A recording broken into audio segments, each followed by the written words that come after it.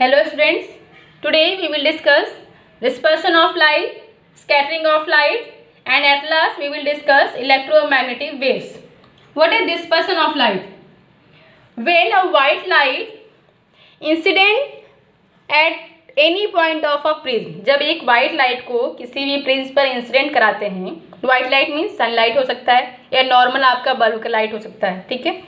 तो जो white light होता है, वाइट लाइट जब किसी भी प्रिज्म पर इंसिडेंट होती है, सो आफ्टर रिफ्रैक्शन, इंसिडेंट हुआ उसके बाद क्या होगा, रिफ्रैक्शन होगा। और white light is a combination of 7 colours. White light क्या होता है, 7 कलर्स का कॉम्बिनेशन होता है, और उन 7 कलर्स का अलग अलग वेवलेंथ होता है, okay. And when this white light will be incident at this prism after refraction, it will split into 7 colours. White light incident होने के बाद उसके जो कंपोनेंट्स हैं इन 7 कलर्स में क्या होता है, स्प्लिट हो जाता है। This splitting of white light is known as dispersion of light, okay. So what is dispersion of light? When white light incident at a prism after refraction, it will be split into 7 colours. तो इस 7 colours क्या है, white light में पहले से ही है, उसके components हैं, लेकिन पहले वो आपको दिख नहीं रहे हैं। लेकिन जब वो प्रिज्म पर इंसिडेंट होती है लाइट, तो वो 7 कलर्स उसके कंपोनेंट्स है, वो उसमें क्या है, डिफरेंट उनका अलग अलग बैंड बन जाता है। ये आपका रेड है, ऑरेंज है, येलो है, ग्रीन है। तो जितने भी कलर्स हैं जो व्हाइट लाइट के कंपोनेंट कलर्स हैं, जब ये प्रिज्म पर इंसिडेंट होती है व्हाइट लाइट, तो ये क्या है, हर एक कलर का वेवलेंथ अलग है। वेवलेंथ अलग है तो आपका हर एक प्रिज्म, हर एक कलर का आपका डेविएशन अलग अलग होगा। डेविएशन क्या होता है, वाइट लाइट का ओरिजिनल पाथ तो देखिए आपका ये है, लेकिन लाइट अपने ओरिजिनल पाथ पे नहीं जाके वो आपका क्या होता है, अपने मेन पाथ से डेविएट हो जाती है।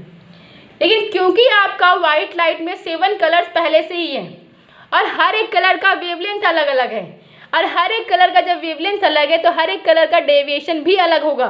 और अलग अलग डेविएशन होने कर इसका डेविएशन कम है, रेड कलर का तो वो ऊपर है, फिर उसके बाद ऑरेंज कलर का डेविएशन है, फिर उससे ज़्यादा डेविएशन आपका येलो कलर का है। मान लीजिए वाइट लाइट का मेन ओरिजिनल पाथ ये है, ये रे है, उसका ओरिजिनल पाथ ये है, ठीक है। और लेकिन ये क्या है, यहाँ से डेविएट हो गया। और जब ये डेविएट होता है तो हर एक कलर का डेविएशन अलग अलग होता है। हर एक कलर का डेविएशन अलग क्यों होता है, क्योंकि हर एक कलर का वेवलेंथ अलग है, और जब वेवलेंथ अलग है तो डेविएशन अलग होगा। उस वजह से ये आपने जो उसके 7 कलर्स हैं, इन कंपोनेंट्स में अलग अलग बैंड बन जाता है। रेड का एक बैंड बन गया, ऑरेंज का अलग बन गया। तो ये जो 7 कंपोनेंट कलर्स हैं वाइट लाइट के, इसमें ये स्प्लिट हो जाता है। And this phenomena, this splitting of light का white light into its 7 component, white light का उसके 7 कंपोनेंट्स में जो स्प्लिटिंग होता है through a prism, is known as dispersion of light. तो देखिए आपका रेड कलर का वेवलेंथ सबसे ज़्यादा होता है, एंड जिसका वेवलेंथ ज़्यादा होता है उसका डेविएशन क्या होता है, कम होता है, ओके। वेवलेंथ ज़्यादा रहेगा तो डेविएशन क्या होता है, कम होता है। और रेड कलर का मिनिमम स्कैटरिंग होता है। मीन्स अगर रेड कलर को आप स्प्रेड करना चाहो, रेड कलर है तो देखिए रेड कलर आपको दूर तक, उसकी वेवलेंथ ज़्यादा होने का मतलब क्या है, वेवलेंथ क्या होता है, wavelength is a kind of distance, जो वेव का डिस्टेंस होता है इन 1 टाइम पीरियड। वेवलेंथ होता क्या है, wavelength is the distance travel by wave in 1 time period. तो वेवलेंथ ज़्यादा होने का मतलब क्या है, रेड कलर जल्दी से आपका अदर कलर से कंपेरिजन में इसका वेवलेंथ ज़्यादा है, मीन्स 1 टाइम पीरियड पे ये ज़्यादा डिस्टेंस ट्रेवल करता है अदर कलर्स के मुकाबले, और इसका स्कैटरिंग कम होता है, इसकी शार्प होता है। वेवलेंथ ज़्यादा है तो मतलब ये शार्प होता है, इसका क्या होता है, स्कैटरिंग कम होता है। इसी वजह से देखिए जो डेंजर के लिए जो लाइट यूज़ करते हैं, सिग्नल पे जो आपका स्टॉप का सिग्नल होता है वो रेड होता है। रेड कलर क्यों होता है, स्टॉप सिग्नल के लिए रेड कलर क्यों यूज़ करते हैं, रेड कलर इसलिए यूज़ करते हैं क्योंकि उसकी वेवलेंथ ज़्यादा होती है और स्कैटरिंग कम होता है। इस वजह से जो आपको दूर से भी रेड कलर क्या होता है, आसानी से दिखता है, उसका वेवलेंथ ज़्यादा है। तो जो गाड़ी दूर से भी आ रही है उसको भी दिख जाएगा कि हाँ आगे क्या है, रेड सिग्नल है, मीन्स उसको अपनी गाड़ी स्लो करनी है या फिर उसको ब्रेक लगाना है, उसको वहाँ पर रुक जाना है। इस वजह से जो स्टॉप का सिग्नल होता है वो क्या होता है, रेड कलर से आइडेंटिफाई किया जाता है।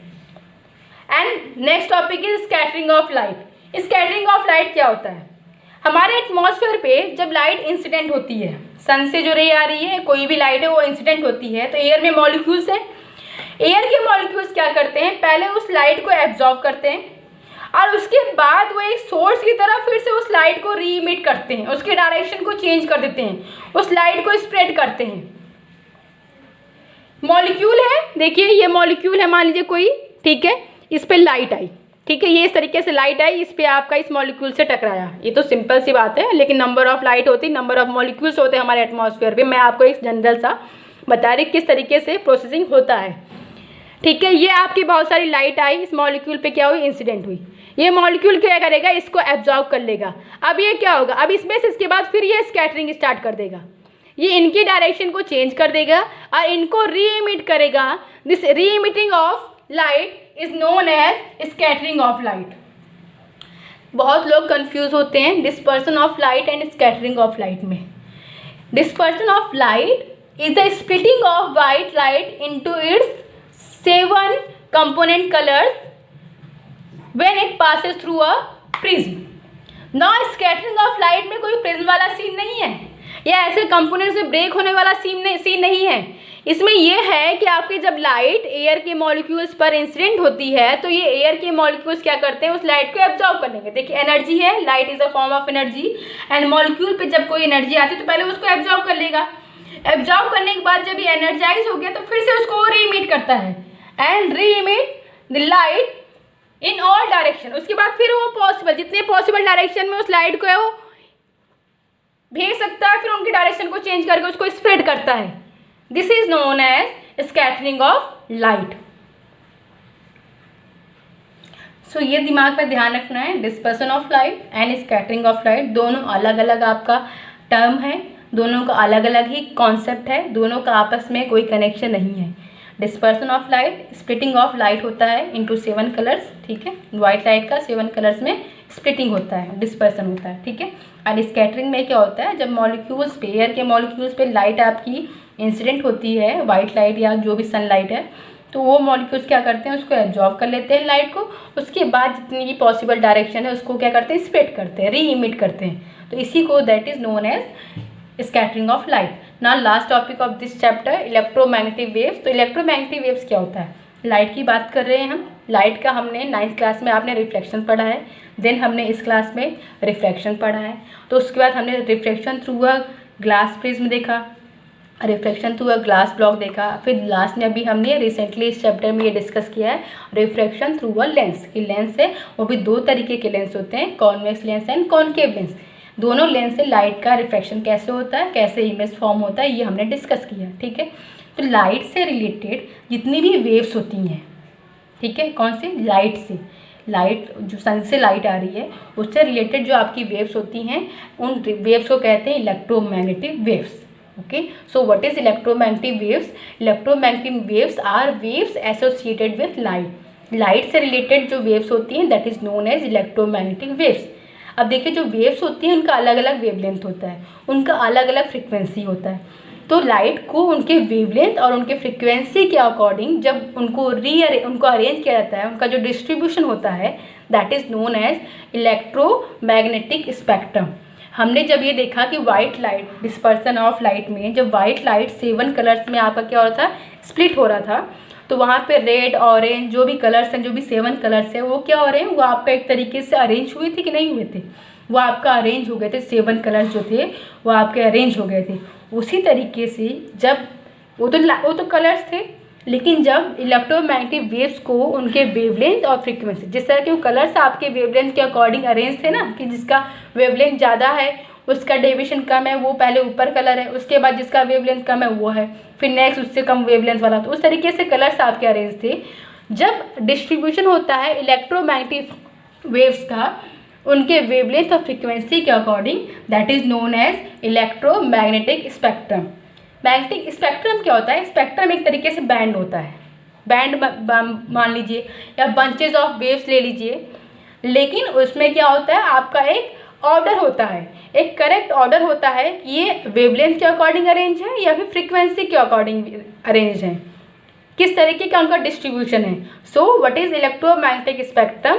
Distribution of electromagnetic waves according to wavelength of frequency is known as electromagnetic spectrum. जो इलेक्ट्रोमैग्नेटिक वेव्स हैं, लाइट से रिलेटेड जो आपकी वेव्स हैं, उन वेव्स का जो डिस्ट्रीब्यूशन होता है उनकी वेवलेंथ और फ्रीक्वेंसी के अकॉर्डिंग, उस डिस्ट्रीब्यूशन को ही कहते हैं स्पेक्ट्रम।